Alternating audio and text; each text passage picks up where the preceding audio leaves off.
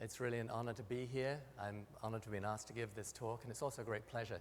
The first time I visited this campus was actually in 1976 in the Blosser era. I've never done an experiment here, although I am an experimentalist, but I've come many times over the years, and it's always a wonderful pleasure to visit the campus.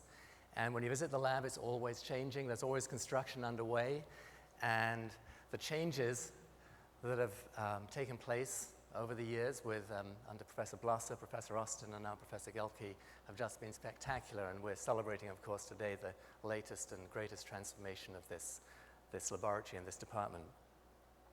So my job today is to give the science talk, and just a few minutes to introduce you to the science of FRIB.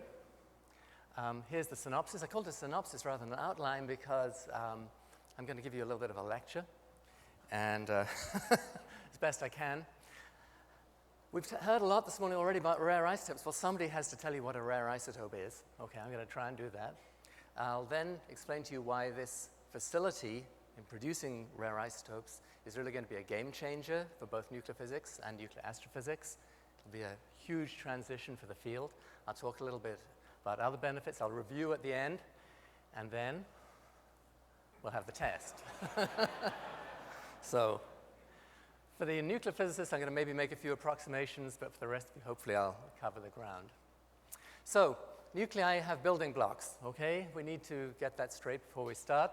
There are only three that you need to know about: the electron, which is negative charge, and it's very small; the proton and the neutron, which are much larger objects, about the same mass, and they are bound together in the nucleus at the center of the atom.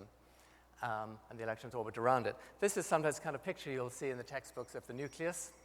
And these are three gentlemen who we already saw actually in that movie earlier, who were really key in this discovery. J.J. Thomson, who discovered the electron in 1897. Ernest Rutherford, who discovered the nucleus about 10 years later. And then James Chadwick, who discovered the neutron, the final component, in 1932. I always love to look at these pictures because we think change was rapid in our era, but look at the difference between Thomson and Chadwick, you know, with the Victorian, and just 30 years later, the modern man in James Chadwick. Actually, that picture of the nucleus is really not correct at all. It's wrong in a couple of senses. First of all, the electrons don't actually orbit the nucleus.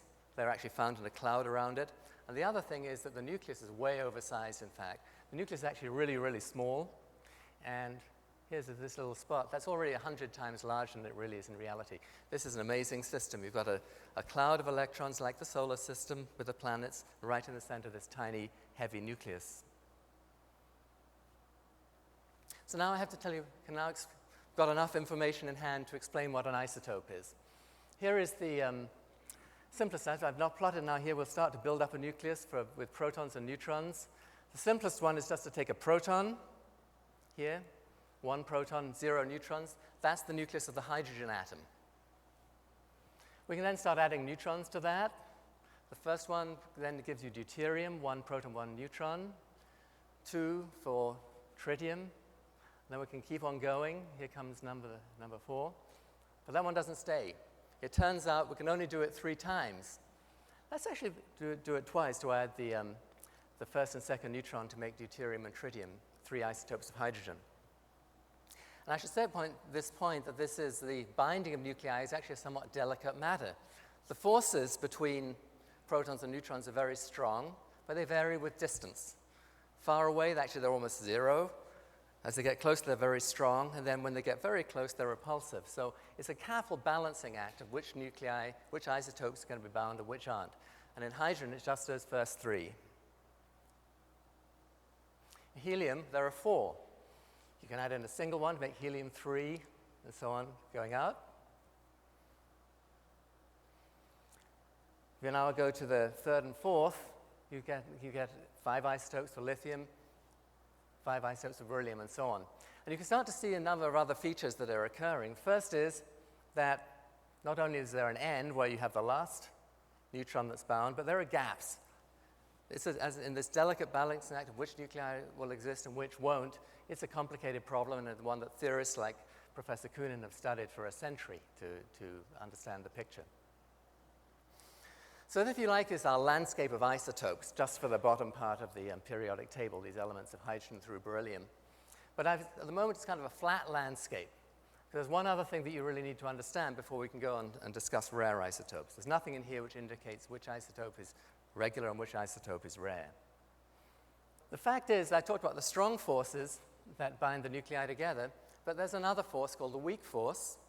It's a hell of a lot weaker than the strong force, but over time, what this can do, it can convert a proton into a neutron or a neutron into a proton. So, for example, if you have a case like this line here, where I put in a line to guide the eye, mass 3, that's got in this case, 1 proton, 2 neutrons. Helium-3, which has 2 protons, 1 neutron. They're the same number of nucleons, but they have a different number of protons and neutrons. Over time, they can change from one to the other. And so, in fact, if you take helium-3, it's stable, but if you take tritium, with a half-life of about 12 years, the tritium will convert into helium-3. And over here, I hope you can read this, you can see that some of these isotopes are stable, they're gray on this plot, and some of them are not, they're unstable. Now, if we work our way out from stability, let's look at the lithium isotopes. Lithium-6 and lithium-7 are stable. Go out to lithium-8, has a half-life of just under a second. Lithium-9, a fifth of a second. Lithium-11, a hundredth of a second. And lithium-11 actually is the poster child of isotopes because it has an amazing nuclear structure.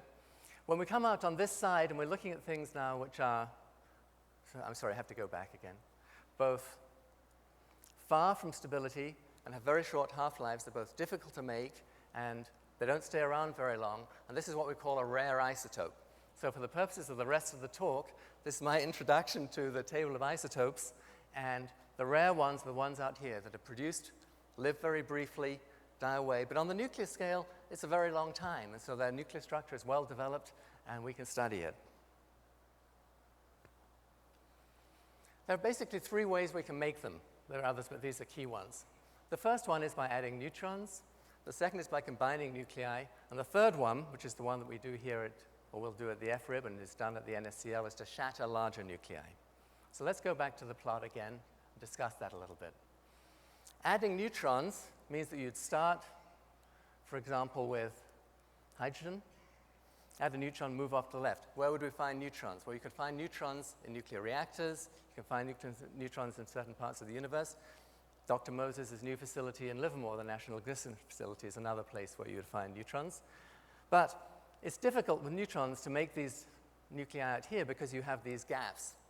Basically, as you work out, you can add neutrons to move to the right, then you hit a gap, and then you're stuck. You can't get to the furthermost ones.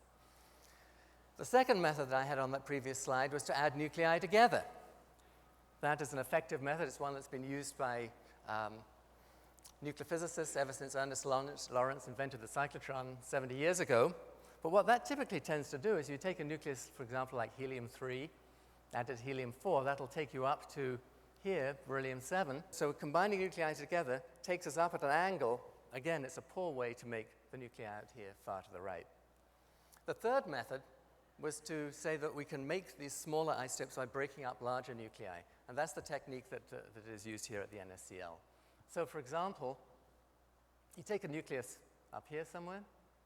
That contains all the isotopes down below and to the left. So if we take that nucleus, perhaps hit it with a hammer, it's like hitting maybe a glass ball or something like that with the analogy. You look at the pieces, occasionally you'll find all the isotopes that are available below and to the left. And that's actually the technique and the experiments that Conrad and I and Gary Westphal and others did 30 years ago at the Bevatron for the first time. So it's a powerful production technique. And this, we've heard it mentioned several times, is the facility for rare isotope beams, which is about to be constructed here at Michigan State University. And you can see it's a large facility, but it basically does this simple thing. It takes large nuclei, breaks them up into smaller ones, and that allows us to do experiments with them. This part here is the driver LINAC. That's the part that will accelerate the nuclei to high energies. There will be target facilities and then experimental facilities. And we're sitting over here somewhere, which is going to be part of the new accelerator facility of FRIB. And I think in some ways this is maybe the first piece of FRIB that will come into operation, even though the driver will be many years before it comes along. Now, I put this picture up because in this relatively short time, I don't have time to describe the technical features of the machine. But I wanted to just say one thing about how a machine like this comes to be built. A lot of technologies are needed to build this facility, and a lot of them have been developed here. But in fact, this is a worldwide effort to both develop these accelerators and the technology for separating the isotopes and for doing the experiments. For example, the ion source back up here at the beginning of the LINAC, those are being developed at Lawrence Berkeley Lab. The technology of the LINAC itself, many laboratories have worked on this. It will be superconducting in technology. Jefferson Lab is the leading laboratory for this in the world, and the LINAC will follow many of their developments. Argonne National Lab has also been involved in this, especially in the reaccelerator cavities.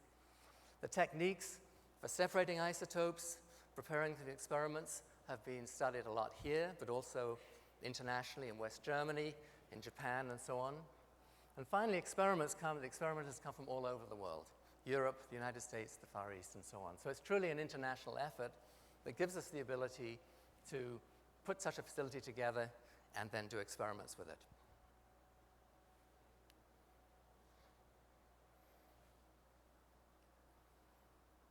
So now we've got our machine to... Let's talk about now what the isotopes that this facility will produce. In my little primer here on isotopes, I was concentrating right down in this bottom left-hand corner. But in fact, we know that elements go all the way from protons to uranium and beyond up here, and neutrons can go all the way out here. So the elements that we see around us lie along this black line here, similar to the black line I had on my little chart at the beginning. But the isotopes that FRIB will produce are distributed on either side. And you can see it's a broad landscape. And this is the thing that's the game changer for the nuclear physicist, the fact that instead of living on this line, we'll now be studying a landscape. A one-dimensional exploration becomes a two-dimensional one in scientific language. This is a rather technical slide about the rates at which these isotopes are produced. I'm not going to discuss it at all, except one thing, and this is a comment on these experiments that we did a long time ago at Lawrence Berkeley Lab at the Bevatron, which were the early fragmentation experiments. This is that now that the rates of the secondary beams that will be coming out of this facility are actually much greater than the primary beams that we used to start the experiments 30 years ago. So, for example, the rate of a nucleus like calcium-55, it's a very neutron-rich nucleus, is actually greater than the rate that we had of our primary beam at Berkeley in 1979.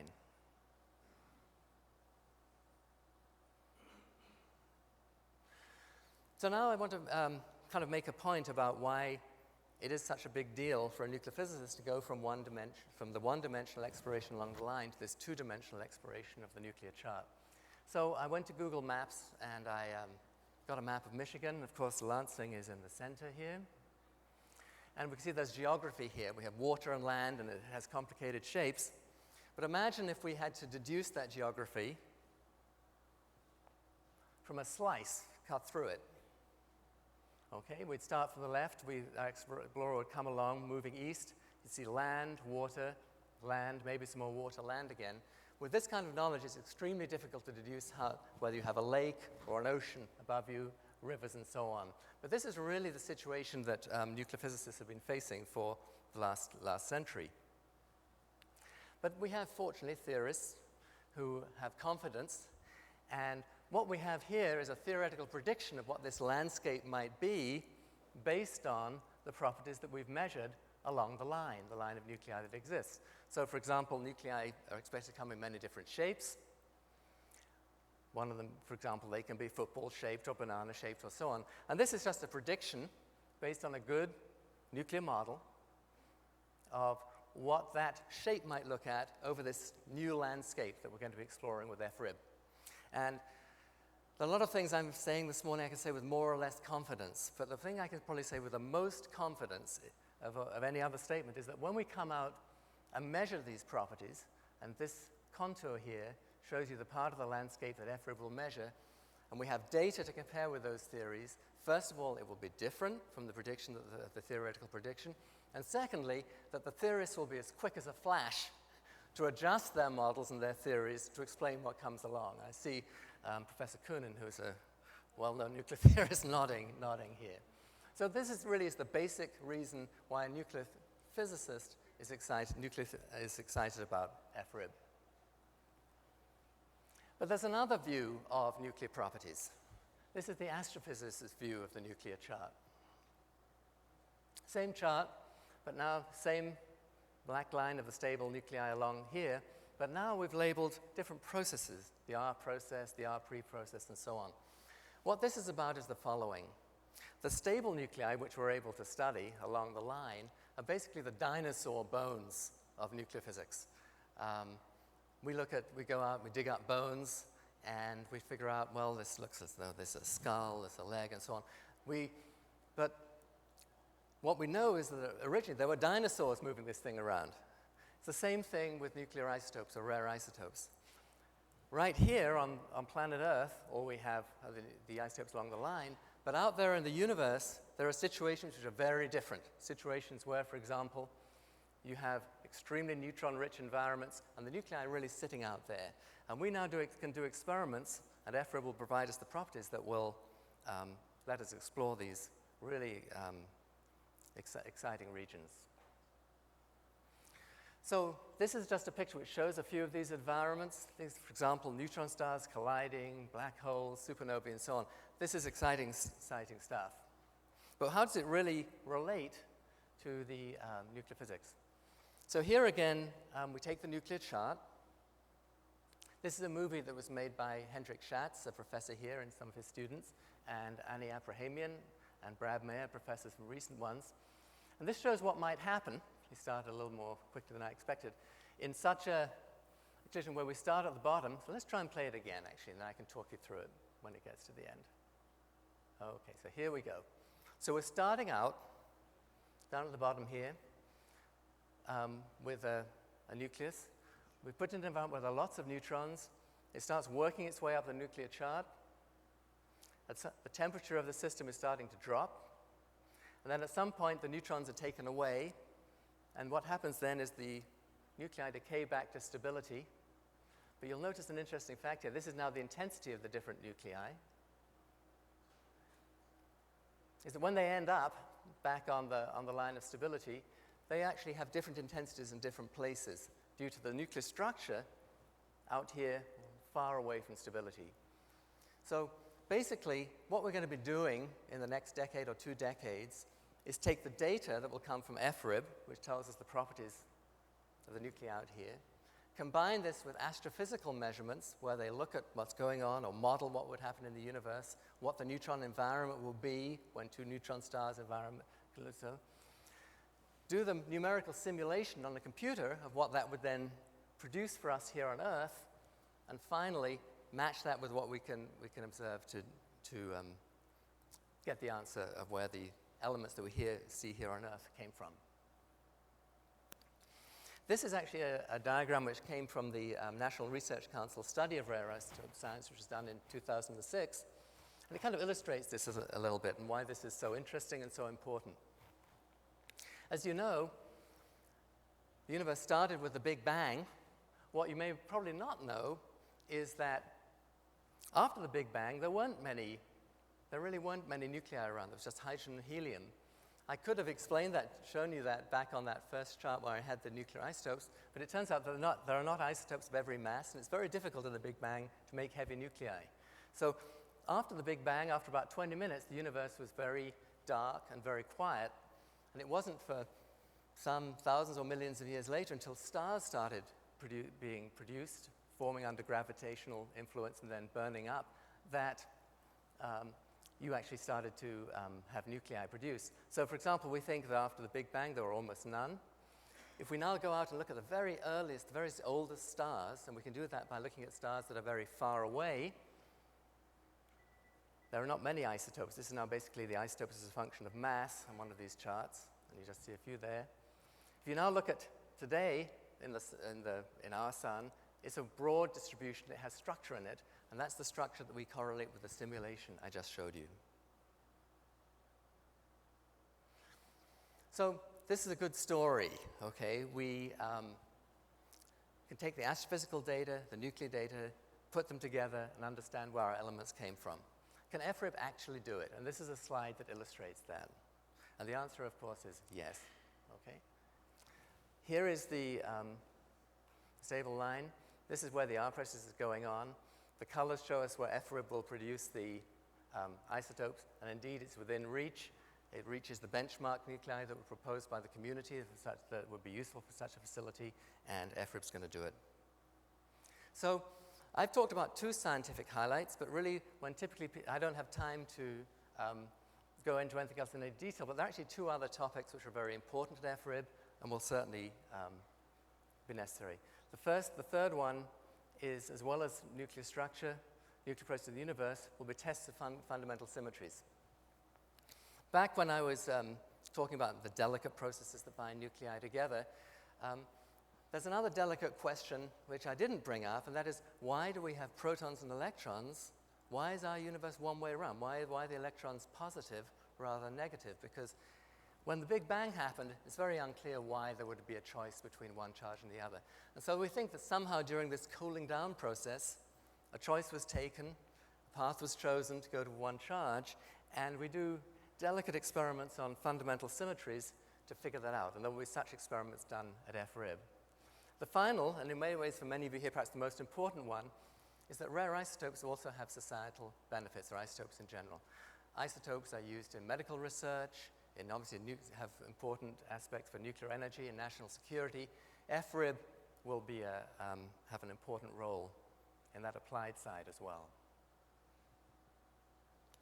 But in some ways, perhaps the most important product, and this has been touched on already, is not just the science that will come out of FRIB, but the people that come out. This is a graph which shows a pie chart of the NSCL graduates from 1999 to 2009, over the last 20 years, and where they ended up. And they end up in a lot of different places. They end up, of course, at colleges and universities. This is Barbara Yatzak, who was recently elected to the National Academy of Sciences for her work at the Relativistic Heavy Ion Collider. But they also end up doing at the national laboratories, in industry, a surprising number of medical research, in government, and so on. So to have a center like this, where young people are trained in nuclear physics, nuclear chemistry, and these filters, is really important for the future of our country. So very quickly, since my time is up, I've talked about some of the origins of this work, producing fragmentation to make rare isotopes. Conrad's already mentioned that there was a tremendous amount of community review over the last decade. First of all, around 1999-2000, where originally the FRIB concept was first developed by the Ice Cold Task Force. It was endorsed by the community. A few years later, it was realized that that concept, RIA, was too expensive. We then went back and reassessed it in the middle of the decade, and now we're at the point where the cooperative agreement has been signed between DOE and MSU, and hopefully about 8 years from now, FRIB will be operating. It's a very exciting time. Before I stop, maybe I just address, are there any challenges? And actually there are perhaps some challenges, so let me just take 2 minutes to discuss that. First thing, I've talked about rare isotope research as a somewhat Michigan-centric activity, but in fact, this is a worldwide effort. This is another picture that came from the NRC Rare Isotope Assessment back in 2006. And as well as the work going here, there are facilities in Japan, in West Germany, in Canada, attacking this work. And they're all engaged in various kinds of upgrade of their facilities. And in fact, in that same report, they showed a timeline for the different things. This is a different situation from the last two facilities that the nuclear physics community built, the Relativistic Heavy Ion Collider and the Jefferson Lab machine. In those cases, they were the only ones in the world. In this case, FRIB will be part of an international effort to study this science. These machines are all different. They each have their strengths and their weaknesses. They're complementary. So this is a great thing. But in reality, science is also a competitive business. And it's really important that FRIB, when it comes on fast. Out here in 2017, it's going to be a little bit after some of these other upgrades and major facilities. And so there's a challenge here, I think, during the next few years. both for the management of the laboratory, for the two agencies that are involved in this project, the National Science Foundation, which runs the existing facility, the NSCL, the DOE, which is building this new project, the university, which has supported it so generously, and the user community, to all work together so that the transition from what we have today to what's coming in 2017 is smooth, and that on that day, we have the best possible instrumentation in place to do the experiments that are best suited to the FRIB facility. And I say that the reason I brought this up is that at the time of this reassessment that took place in the middle of this decade to decide what to do when we had to scale back the scope of RIA, scientists, they always tend to focus on how do we get back what we've lost rather than the positive parts of what we can do. FRIB can do great things, and if we focus on that, it will have a great future. I showed you a picture of the machine, but I thought I would just end with showing how it fits into the campus. We're sitting over here. The injector will go under here. This is going to be quite a transformation. There's going to be a lot of construction work going on here over the next few years. But I hope I've been able to communicate to you the excitement in the nuclear physics community, the astrophysics community, for the end result.